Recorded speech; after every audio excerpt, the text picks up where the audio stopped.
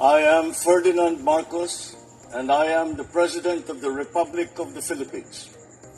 I stand today on behalf of 110 million Filipinos. Hi everyone, it's me again. Hello Philippines.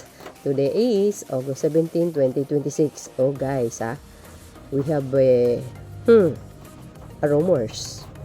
And this is interesting mga beswa. Why? Ano yun? Parang may plot twist. Well guys, I need to update this kind of issue because guys, no? Interesting.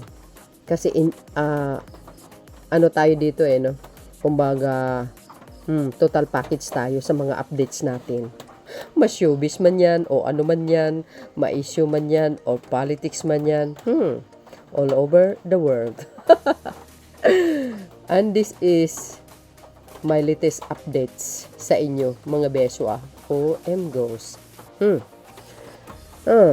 Latest updates dito kay Hanilet at kay Philip Salvador. OM goes. Ano nangyari, mga beswa? Sabi po dito ng Bulgar, yan ang source natin. Basahin natin Ito yung latest updates natin. Sabi po ng Bulgar, OM goes. But before that, syempre, shout out sa mga Marcos loyalists, supporters, Filipinos, and OFW. Sabi dito mga kababayan. Sabi ng Bulgar, naging usap-usapan sa social media ang isang kumakalat na post na nag-uugnay sa aktor at politiko na si Philip Salvador kay Hanilet Abansina, long-time partner ni dating Pangulong Rodrigo Duterte. Siyempre, nagkaroon sila ng anak, ang dating Pangulo. Nagsimulang usapin sa isang Facebook post na muling ibinahagi sa X. Tinanong dito kung si Ipe umano ang ama ng sinasabing bagong sanggol ni Hanilet. What?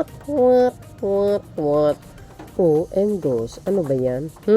Kung may katotohanan naman ito, mga kababayan, edi ano pa ang magagawa ng mga tao kung talagang ang rumors ay nagbabiral. Kung totoo di wow. 'Di ba? Let them be enjoy the love of their life. Nalokring ako.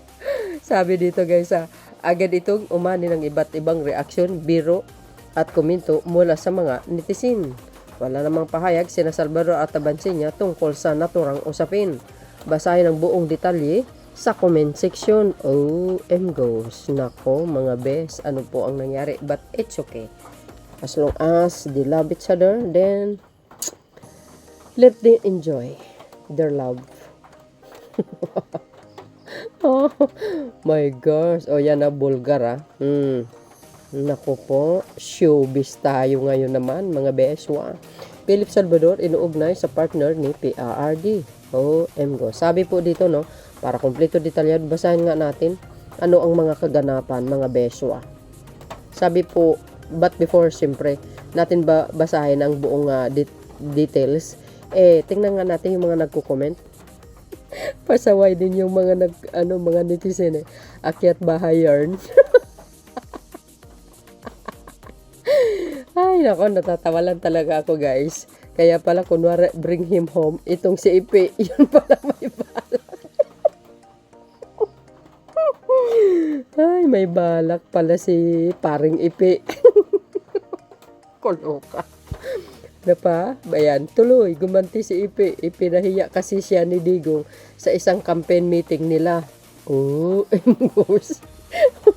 Mga marites din ang mga netizen guys. Paldo si Ipe dyan kahit hindi na tumakbo baka may malito.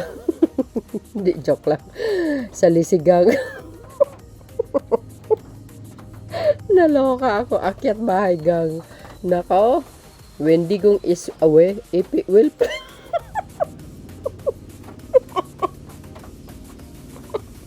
Pasaway talaga din ng mga Pilipino. When Digong is away, Ipe will play. Well, who knows? Baka totoo, diba guys? Naloko ako guys dito sa mga kababayan natin. Lahat puro kalokohan. Ay, nako. Ano ba yan? Tuloy. Sabi pa ng iba, malupit talaga, oo. Sumasalisi ko si kumpare. Mr. Epektibo nga ni. Kaya pala may paiyak-iyak pa siya. Best friend, best enemy. Ay, nako. Parang si dating Pangulong Estrada at saka si Singson, Ahas versus ahas. Hindi, baka to guys. Cobra versus Viper. Lahi si Ipi na matutulin. Serious ako magbasa. Natatawa talaga ako. Yung nabasa ko, nahuli daw nung anak. What? Lupit talaga ni Ipi, Ha? Manganak pa ba ng menopause na? Who knows, di ba guys? Hindi natin alam.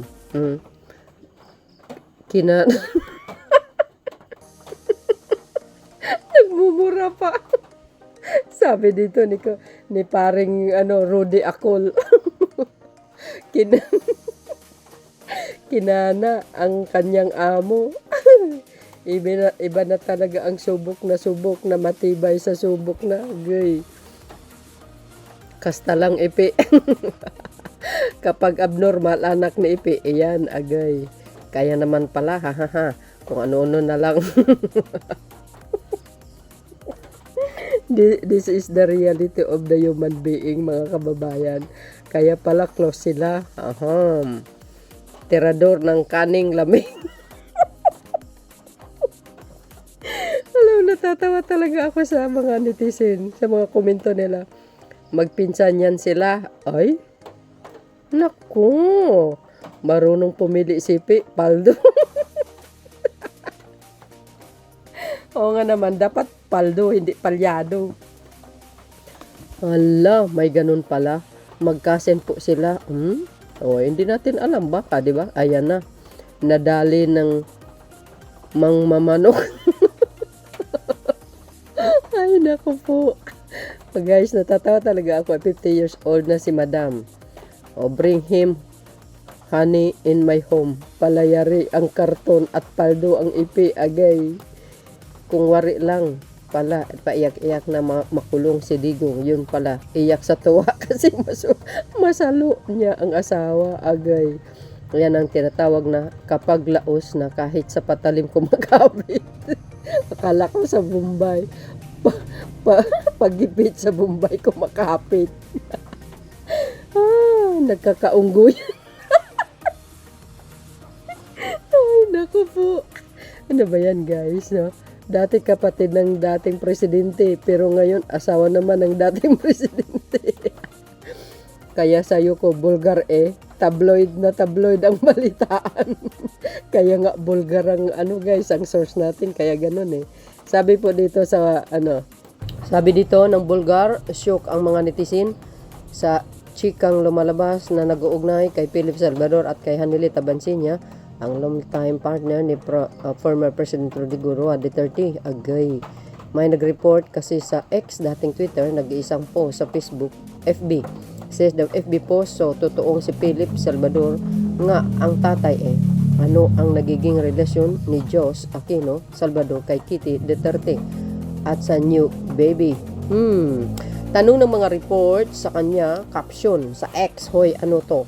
Say ng mga netizen na buntis ni Philip Salvador si Hanilet, di pa menopause yung si Hanilet. Stepsis si Kitty, half brother o sister yung new baby. Goes. Ano ba yan? Nalokring ako. Si Ipi talaga, no? Mahilig kumanaan. Sabi dito guys, si Ipi talaga, no? Mahilig kumana ng kamag-anak ng presidente noon, anak ng presidente ngayon. Asawa ng presidente. Katy Perry. Katy Perry din pala si Hanilet, no? Laughing emojis, kaloka ang mga reaksyon. Pero personally kami man ay duda sa balitang ito dahil sa edad ni Hanilet na 56, hindi na malayong menopause na siya. Hindi kaya may gusto lang sumira sa prinsip ni na Kuya Ipi at former President Digo Duterte. Ayun, mga bes, no? So, alam nyo naman ang social media, mga kababayan. Tuso yan, no? Ang mga ibang tao mahilig mag-imbento ng mga istorya, pero sa kabilang banda may totoo din. 'Di ba? So, ano man ang totoo dito sa balita na ito, kaya natin sila. Mag-enjoy sila, di wow. Parang ganoon, 'di ba? Sabi po ng Bulgar. Ika nga, kung totoo man ang mga rumors na kumakalat sa social media na sila nga mayroon man siyang anak, di wala anong magagawa natin, hindi naman natin kayang pigilin, 'di ba? Choice nila 'yun, 'di ba? Ibig sabihin, choice nila 'yun eh. Kaya let them enjoy. They're lovers in the moon.